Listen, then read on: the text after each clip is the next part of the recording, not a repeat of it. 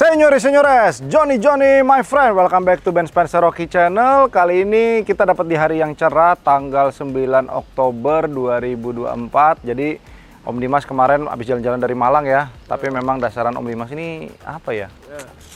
Udah jalan-jalannya masih aja ngeluh, nggak kecapean ya kan? Gitu ya, namanya manusia ya Om ya? Susah bersyukur.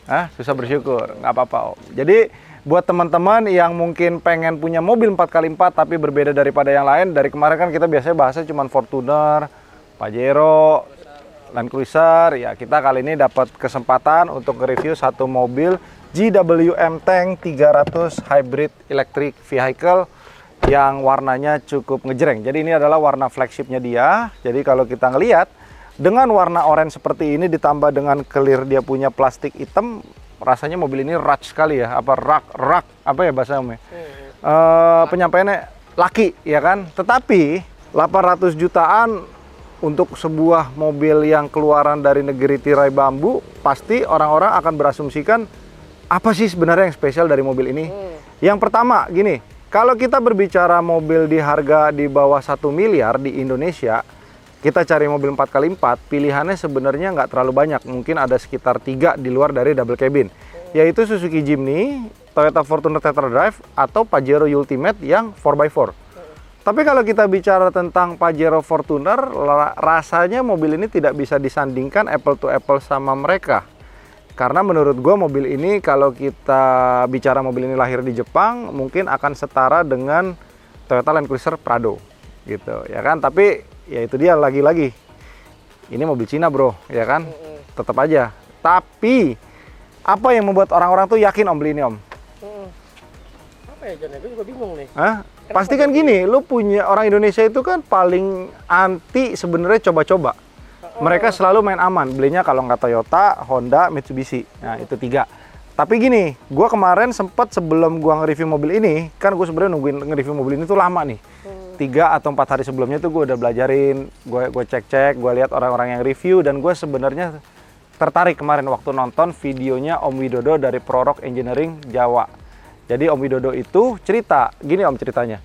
Jadi 6 bulan sebelum ini, adiknya beliau, beli mobil ini di Australia Om, di harga 500 jutaan. Sedangkan kalau di Jakarta ini kan harganya 800 sekian. Jadi kalau kita ngelihat di harga 500-an, menurut adiknya beliau, mobil ini tuh oke sekali. Walaupun ada beberapa dislike dari kemampuan dari mobil ini, tapi menurut dia dengan harga 500 jutaan oke. Tapi kan berbeda ceritanya kalau harga mobil ini 800 jutaan ya, artinya mobil ini lebih mahal 60% daripada di Australia. Nah, jadi kalau kita ngelihat 800 jutaan lebih mahal dari Fortuner, oke nggak sih sebenarnya pakai ini? Kalau gue pribadi, gue nggak suka modelnya. Karena menurut gue depannya ini, sorry ya buat yang bikin mobilnya, apa Om namanya Om ya? Kayak mobil yang inisialnya M, ya kan? Dari negara yang populasinya padat. Nah, kurang lebih kalian tahu di komentar ya. Tapi gini Om, lu punya duit segitu di bawah harga Palisade, ini mobilnya enak gitu loh.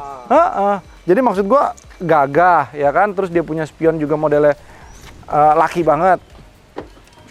Dia ini walaupun dia bahannya materialnya plastik, hard plastik gini, dia punya apa? Keylessnya tetap di sini. Jadi nggak yang harus ditak gitu loh pencet. Tapi kalau kita ngeliat velgnya, ini memang harus kita ganti sesegera mungkin ya. Ini dengan ban 265 6517. Ini peleknya kalau andai aja warnanya nggak hitam glossy, ini kayak pelek mobil tahun 90-an nggak sih Om? Lu setuju gak sama pendapat gue? Hah? Setuju. Iya kan? Iya kan sebenarnya. Iya, dari belakang mobil ini udah ganteng banget. Tapi begitu ketemu peleknya, kenapa dia harus bikin pelek seperti ini? Ya kan? Tetapi begitu gue udah bawa mobil ini, segala kegalauan gue tentang desain depan ini langsung menjawab semua. Oh, ini mobil enak. Enak. Nanti kita akan coba enaknya di mana dan nggak enaknya di mana mobil ini. Tapi kita akan bahas eksteriornya dulu. Ini di bagian belakangnya, ini lagi di blackout di Euros Custom. Ini huruf 300-nya, huruf Hybrid Electric Vehicle-nya, ini lagi kita di LED chrome semua.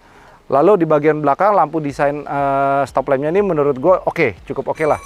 Apalagi ditambah dengan tutupan seperti ini, menurut gue pribadi, model GWM Tank 300 ini pantatnya itu lebih bagus dibandingkan GWM tank yang 500. Karena menurut gue yang 500 itu overchrome di bagian sini-sininya nih. Mungkin lantas kalau di blackout ya oke-oke juga kali ya. Tapi kalau dari segi belakang nih mirip mobil apa, Om? Apa ya John? Rubicon kali ya? Rubicon ya? Iya, Rubicon, iya, lebih gede ya. ya baby Rubicon ya mungkin ya. Cuman ya tetap aja ya. Kalau Rubicon itu dia punya bahasa desain sininya tuh kotak-kotak boxy. Ya. Kalau ini dia sebenarnya ambil desainnya tuh boxy, tetapi ada tekukan-tekukannya dibikin bulat. Iya. Nah, jadi maksud gue ya China, bro. Ya kan? Tetap kalau lu bilang, "Wah, Om, desainnya begini tapi mobilnya kuat." Benar, Om. Karena memang sudah dibuktikan crash test lain-lain di luar negeri, gue udah nonton banyak tuh, Om. Udah gitu mobil ini juga cukup laku juga selain di Indonesia, dan di sini pun mereka sih bilangnya sih salesnya kemarin yang waktu datang tuh bilang laku terus mobilnya, Om. Dan gue lihat memang selama 1 bulan 2 minggu terakhir ini kan baru pre-delivery sekarang udah mulai banyak. Hitam, abu-abu, oranye ini gue baru lihat sekitar 2 atau 3 unit. Ini unit yang kedua gitu. Terus di bagian belakang ya, aduh banyak daun sih di sini nih. Ini di bagian belakangnya sini nih, Om. Oh, ini sebenarnya udah jadi tuh. Ini tadinya warnanya chrome nih, Om. Ini kita rubah jadi black glossy. Ownernya mau ganti. Ini ownernya sahabat kita juga, dan ini rencananya mobilnya bakal masuk ke fine gloss untuk melakukan ceramic coating. Di bagian belakangnya, ini kalau kayak yang di TikTok gua kemarin mobil kebakar sih, segede gini fire extinguisher-nya nggak cukup nih. Ini yang dinamakan asal ada aja nih, Om. Ya kan? Untuk mobil segede gini sebenarnya harusnya fire extinguisher-nya kalinya inilah minimal. Ini di bagian belakangnya itu baterai. Ini baterai ada di sini nih, Om. Tuh. Jadi kalau kita lihat interface baterainya ada di sini. Bagasinya seperti ini, artinya mobil ini hanya mencakup 5-seater. Jadi di belakang lu nggak bisa duduk. Tapi dia udah ada tambahan subwoofer lagi dengan speaker Piranti merek Infinity. Jadi setara sama speaker Palisade yang signature AWD terakhir. Jadi kalau kita beli Palisade, kalau gue sih sebenarnya lebih suka Palisade, Om. Palisade lah. Oh, Palisade itu desainnya udah deh, ya kan? Desainnya oke, nyetirnya oke, tetapi ini memang apa ya? Gue nggak nyangka mobil Cina segini enak, Om. Intinya seperti itu. Cuman ada beberapa yang kayaknya menurut gue, oh, ini kalau diperbaikin dikit enak nih. Dan ternyata waktu si Om Widodo bikin vlog itu juga dia merasa hal yang sama.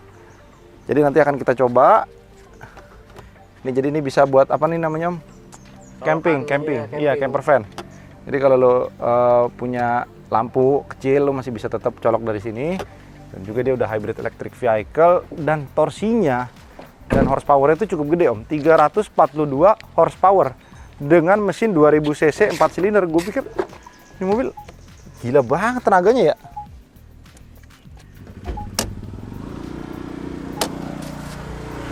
Jadi ini bensin ya, John?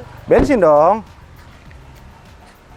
Nah, ini sebenarnya sih kalau menurut gue, lu andai aja lu bisa ganti grillnya ya lebih cakep kali ya. Mungkin ininya dirubah tulisannya TANK gitu kan, tank ya kan sih.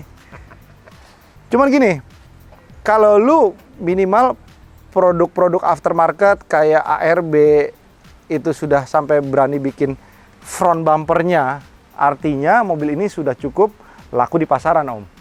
Nah, jadi boleh dikatakan begitu ARB bikin bumper, kita sudah bisa kan diri, oh ternyata mobil ini sudah laku di market. Jadi istilahnya lu nggak perlu takut mobilnya nggak ada temennya atau gimana gitu kan, apalagi GWM ini 2 kali kayak mobil Eropa. Mobil spare gampang aja. Lu nggak perlu takut kan, sebenarnya GWM ini kan dealershipnya sudah banyak. Dan juga dia kalau gua nggak salah ingat kemarin si sales itu ngomong garansinya 5 tahun. Full spare part, terkecuali beberapa barang yang memang habis karena masa pakai. Cuman yang kita takut itu biasanya gini, dealer-dealer yang memberikan garansi panjang, oke, garansi panjang. Tapi ketika lu pakai 2 tahun, ada beberapa kerusakan major yang menyebabkan lu tuh nungguin parts itu lama, Om. Itu yang kadang-kadang tuh males. Kalau lu beli mobil Toyota itu kan walaupun dia nggak ada garansi, tapi ketersediaan partsnya tuh ada. Kita nggak tahu ya, tapi mudah-mudahan sih harusnya ada. Nih sayangnya ini aja nih model interface kabel-kabelnya kelihatan. yang harusnya sebenarnya mungkin kabelnya bisa diumpetin hidden di belakang ya. Iya. Nah ini aja. Lalu yang hebatnya lagi, mobil ini itu 4x4-nya Om. Dia mempunyai 3 differential lock, depan, tengah, sama belakang yang tidak ada di Fortuner sama Pajero. Jadi udah gitu dia punya fitur ada yang dinamakan tank turn. Tank turn itu jadi kalau misalkan kita masuk ke dalam medan begini nih, minimal jalan atau dia ada pasir atau enggak mungkin ada sedikit tanah, mobil ini bisa berputar 360 derajat tanpa merubah posisinya dia. Oh ya? Banyak iya. Jadi ibaratnya itu kayak ban belakangnya kayak kepiting Om. Iya. Ya gini gitu loh. Ada pencatan ntar kita coba deh. Tapi sebelum kita coba, ini mobil diklaim sama salesnya joknya Napa leather. Tapi kalau kita masuk ke dalam mobil ini nggak ada bau mahalnya Om. Gua jujur nih Om ya, maksudnya baunya nggak ada bau mahal-mahalnya. Hanya saja mungkin kalau menurut gue pribadi, gue nggak enak sih ini yang punya teman baik kan. Gue kayak mau nyobain, gue mau nyobain tank turnnya kan. Gue pikir mobilnya belum ada kotor ya kan. Dia waktu nyampe ke sini aja nggak nyoba Om. Gue nggak enak gitu ya. Ntar gue coba masuk tanah enak. Nah ini dia punya bagian kulitnya kalau menurut asumsi gue ya, dia hanya di bagian perforated-nya aja nih. Ininya enggak nih. Terus apa ya? Posisi duduk di belakangnya tuh dia recliningnya cuma segini ya. Memang sih kita bicara ini mobil 4x4 ya, kecuali kita bicara mungkin kayak SUV RX 200 Turbo, RX 300 atau Harrier, mungkin dia bisa reclining lebih banyak karena memang mobil ini peruntukannya 4x4 kan. Lo nggak ada orang yang tiduran di mobil 4x4 sambil off-road gitu kan. Ini bikinnya segini. Terus dia punya kaki ini nggak bisa buat maju mundur nih kayaknya nih. Let me try first. Bentar. Ini buat dibawa ke Bromo gitu asik kali ya. Ya kalau masih dalam masa garansi asik-asik aja ya. Yang penting kan mobil masih baru. Jadi kita nikmatin aja secara penuh. Ini dia punya lubang AC, nggak ada pengaturan AC dari belakang, jadi dia tetap interface-nya dari depan. Colokan kabelnya sayangnya dia masih USB tipe A. Belum Type-C to Type-C ya. Jadi mungkin casnya agak sedikit lebih lama dibandingkan yang Type-C to Type-C. Speakernya Infinity.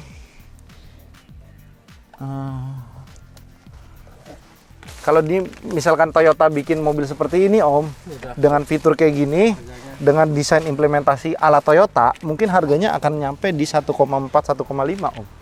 Ya kan? Karena Pradonya sendiri aja sekarang kalau CBU masukin itu harganya sudah sama LC 300 ATPM. Yuk nyobain, panaskan lu. Yuk. Oke, kita sudah di dalam kabin. Oh, dia udah nyala.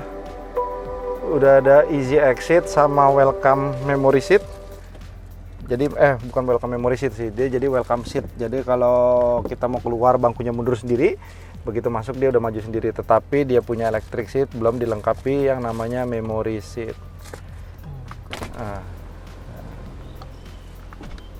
Udah all auto. Oke, kacanya belum double glass ya, yang GWM tank yang 500 yang udah. Lalu di sini kita bisa lihat dia jadi udah all time, udah AWD. Jadi kalau kita mau pakai forlow-nya baru kita rubah ininya ke forlow. Nah, lalu di sini dia punya gear ini udah kayak apa namanya, handle pesawat nih Om. Sport car gitu. Ini sayangnya dia punya interface kita nggak bisa lihat terlalu banyak. Ini gua nggak mungkin dong gue cabut Om. Ya, maksudnya ini tampilannya lebih rapi sih dibanding REV punya menu ya. Tapi tetap nih kalau lu lihat lebih jelas font-font kecil-kecil gini nih, apa namanya, nggak bisa hilang dari yang namanya barang China ya nggak sih Om? Ya nggak sih? Iya. Nah, tapi gini, ini pinter nih mobil Om. Jadi lo kalau misalkan lo setir lo merasa berat, lo bisa entengin di sini. Jadi ada 3 level. Mode setirnya sudah gitu di bagian. Masuk ke menu itu bisa atur. Bisa. Kemarin gue dijelasin nama yang ininya. Pengingat pengemudi kelelahan itu bisa. Jadi kayak misalkan, tapi sayangnya dia tidak ada sensor kayak Alphard yang baru itu Om, yang ada sensor retina kan. Jadi mungkin kalau misalkan lo nyetir udah goyang-goyang kiri kanan gitu dia tahu gitu kan. Pengemudi lapar gitu bisa tahu dia. Ini mode bantuan setir nih Om. Kenyamanan, sport, tingkat pemilihan energi ini, jadi misalkan lo jalan mungkin rendah, standar, dan tinggi. Jadi misalkan lu mau lebih tinggi, full consumption-nya lebih boros. Jadi dia isi baterai lebih cepat. Oh gitu. Gua belum nyoba full consumption mobil ini, tapi kalau kata Om Widodo itu dia bilang di sana itu mobil ini cukup boros. Karena yang tadi gue bilang delivery power mobil ini tuh kencang. Tapi delivery powernya itu ada lag sedikit Om di bagian bawah. Entah karena ini mobil turbo hybrid seperti itu, karena gue belum pernah juga nyoba turbo hybridnya Om. Paling banter gue nyobain Jenik hybridnya. Tuh. Keren sih ininya. Nih dia ada sentimeternya nih. Kelihatan nggak? Akurat ya. Ada suaranya John. Kayak mau berubah jadi robot. Iya. Terus lo kalau lihat perhatiin dia punya dashboard, lo berasa gak interface-nya kayak mobil apa Om? Rubicon kalau gue sih. Salah. Jimny gitu. Salah. Kayak G-Wagon Om. Cuman versi ekonomisnya. Iya. Dia teleskopiknya masih manual. Waduh, kok kayak ada yang patah? Oh enggak. Ngeri juga Jon. Terus di sini lo udah tahu deh, kalau orang Cina kan biasanya udah tahu nih Om. Lo pasti beli aksesoris mereka juga kan. Jadi disediain USB port di range sensornya sini. Jadi kalau lo pasang dashcam lo nggak perlu tarik kabel lagi nih, bongkar-bongkar nih. Gitu. Tuh. Senyap sih. Tenaganya kencang, bantingannya juga enak. Terus lo di mobil nggak terlalu limbung. Jadi menurut gua so far no complain. Tapi kita nggak tahu begitu mobil ini sudah 50.000, 60.000 km seperti apa kan? Tapi kalau lo tanya gua, worth it nggak mobil ini segini? Kalau lo tidak berpikir untuk jual lagi dalam waktu dekat, worth it aja sih. Dia kamera asisnya juga apa namanya? Tuh, begitu lo ada objek mendekat kayak gini nih. Tuh dia udah langsung. Gue penasaran tank turn-nya itu Jon. Hah? Nggak enak Jon, mobil orang Jon masih. Itu ngabisin ban ya? Bukan, masih bersih banget gitu kan. Kan dia harus dikontur yang ini. Gue mau rasanya gue tuh juga gatel mau nyebut gini-ginian ini ya kan. Iya. Ini di vlognya di sini. Oke lah. Tunggu ya. Nih, ini yang gue bilang nih. Jadi begitu dari RPM 1000-an dia mau naik ke atas tuh kayak nggak tuh, lu berasa kok? Ada gajluk dikit. Ada jeda dikit gitu loh. Itu aja sih sebenarnya sih. Nah, kalau kata si Om Widodo waktu nge-review mobil ini di Australia itu mereka beli throttle adjuster. Jadi kayak semacam throttle controller yang kayak kalau di mobil diesel tuh ada merek Monster, Edge Shop, Pivot, gitu-gitu tuh lu bisa pasang agar dia punya throttle control tuh lebih optimal. Jadi lu dibukanya lebih maksimal gitu loh. Nih, sekilas kayak G-Wagon ekonomis Om. Tapi apa ya? Bahasa desainnya tuh, aduh nggak bisa bohong deh Om. Gimana gitu kan, tapi ya menurut gua gini, di 2024 dengan mobil beberapa fitur sebanjir ini di bawah 1 miliar menarik banget Om. Cuman kalau lu ntar nongkrong sama anak-anak 4x4 gitu dipandang sebelah mata enggak lah kan gini, tolak ukurnya gini sih Om. Begitu ARB aja udah berani ngeluarin aftermarket parts buat mereka, artinya mobil itu sudah diakuin di dunia 4x4 Om. Oh, gitu. Iya, dan juga memang udah banyak juga reviewer luar negeri yang pakai mobil ini tuh buat off-road. Makanya kalau menurut gue ini mobil gue yang pakai nih, gue yang beli nih Om. Yang pasti yang pertama kali gue ganti adalah velg. Ya kan, velg gue minimal gue naikin ke 18, kalau nggak di 17 mungkin lebar 8,5, ET kecil ya 10-15. Bannya dari 265-65 ini gue upgrade jadi 275-65, kalau nggak 285-60, ya kan? Karena apa? Over fender dia tuh over gede, ya kan? Tapi ban dia tuh kecil. Jadi menurut gue sayang, ini mobil tuh udah gagah gitu loh, ya kan? Why? Kenapa lo harus bikin pelek segede gitu? Tapi balik lagi Om, lo pakai velg dan juga ban selebar itu untuk pakai di dalam kota, pasti tidak akan senyaman ukuran segini. Nih. Oh ya. Ini ada cooler seat juga tuh. Oh. Jadi nih. Ini lu nggak bisa nih, harus di unlock juga nih. Nah, ini jadi kayak istilahnya kalau di mobil itu tuh buat rilis transmisinya nih Om. Di sebelah kanan itu jempol ya? Di kanan. Mungkin kalau mobil setir kiri di sebelah kiri. Ini D. Kita kalau mau rubah manual, ini udah ada auto hold juga ya. Ini gue lepas remnya, dia nggak jalan.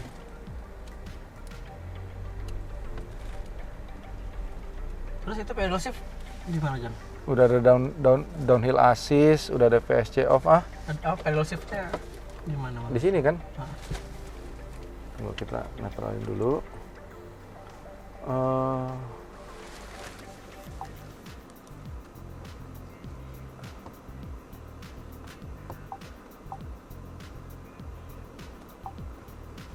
Dia ada pengereman darurat kecepatan rendah, mungkin kayak sejenis fitur safety sense. Nah, ini dia punya kamera. Nah, kita bisa lihat tuh. Teknologinya sih oke lah. Tuh lu bisa lihat dari bawah. Jadi kameranya disambung gitu loh Om, gambarnya ini 3. Tunggu mundur. Dia udah ada smart parking belum sih?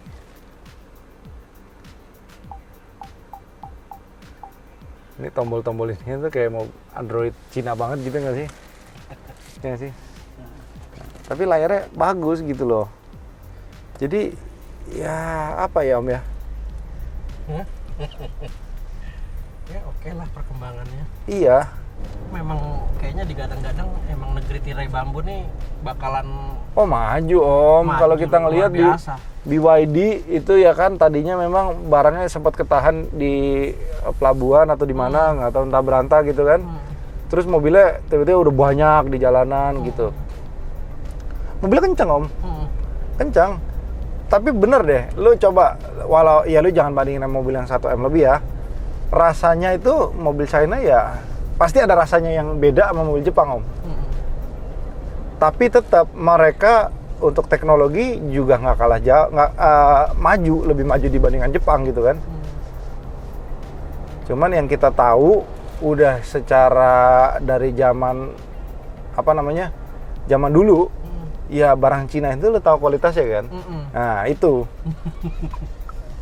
makanya kalau mereka bisa bertahan lebih dari 5 tahun, mobilnya masih oke kan? Artinya mereka sudah melakukan improvisasi seperti halnya dengan merek Korea. Korea itu pada saat bikin Hyundai Trajet, Kia Carnival, waduh, build quality-nya Om. Ya kan? Tapi lu lihat sekarang. Mereka bikin Palisade, bikin Ioniq 5, bikin Santa Fe, semuanya kualitasnya keren. Nah, kalau China bisa bikin begitu artinya Cina udah mulai memimpin nih. Karena kalau kita ngelihat nih Om, di PIK 2 aja tuh Om, itu hampir berapa puluh persen isinya orang Cina asli yang nggak bisa ngomong Indo Om. Oh iya? Ini negara kita udah pip ya kan? Ada apa ini ya kan? Ada apa ini? Ya itu sebenarnya gini sih, kita yang memang orang asli Indonesia ya kan, walaupun gue juga bukan, gue Chinese gitu kan, tetap Hitachi kan. Tapi kan lo kewarganegaraan Indonesia. Iya, WNI gitu kan. Kalau kita sebagai WNI, kita tuh nggak boleh kalah sama orang lain. Karena apa? Kita harus punya disiplin tingkat tinggi, never stop learning. Jadi kita harus tetap berkarya. Jangan sampai lu tuh nggak punya karya apa-apa. Lu cuma jadi mesin ya, lu kerja, bangun tidur kerja kan sayang Om. Kita kegerus sama teknologi. Setirnya enteng Om. Nggak berasa limbung kan Om? Kayak bawa leather frame lainnya kan? Iya. Dan kalau Rubicon itu kan nggak terlalu enak buat agak ngebut gitu kali. Tapi kalau ini tuh masih enak lah. Enak sih, cuman mungkin benar power delivery di awalnya aja. Apakah memang mobil AWD hybrid seperti ini atau memang mesinnya, modelnya, karakternya seperti ini? Kita mau coba. Gue tadi mau nyoba speed kencang lupa Om. Ada deteksi mobil depan ada tuh di sini. Kelihatan nggak? kelihatan kan. Ada motor tuh kelihatan tuh. Tadi lihat gak? Nih ya, sekali lagi ya. Nah. Mobilnya kelihatan nggak? Nggak kelihatan ya? Oh kelihatan tuh. Nah, ada mobil lagi. Kayak mobil Tesla. Objek detection-nya ada. Oke lah.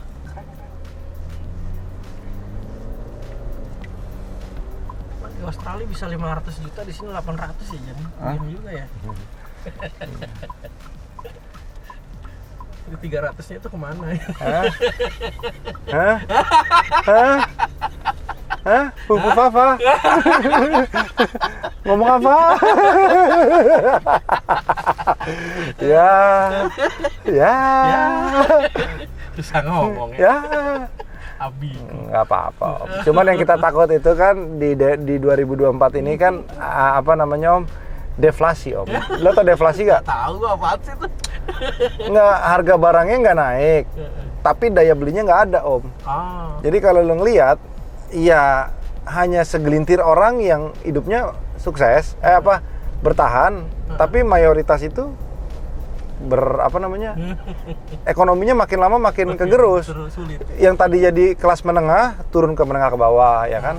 Itu juga sebenarnya akibat judi online juga sih Om. Iya. Tuh Om tuh. Nah, ini kalau dari RPM 2000-3000 tariknya cepet tuh, kecepek. Nah, ini udah 110 tadi. Kenceng banget. Kenceng, Bro. Nih ya. Tuh. Bisa ngejambak loh. Nah, begitu dia udah di 70-an, dia naiknya lebih cepat.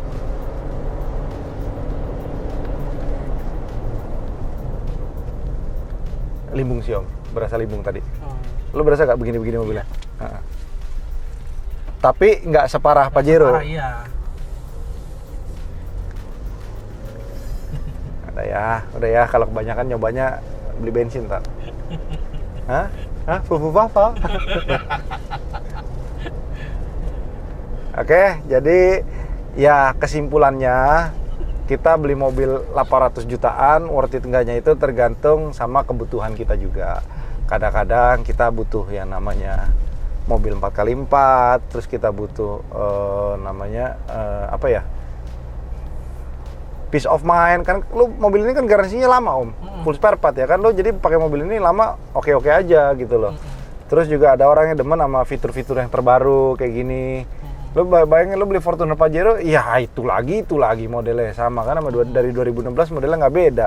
Lu nambah 100 juta lebih, 20% dari harga mobil yang mau lo beli, dapat model yang terbaru kayak gini, fresh.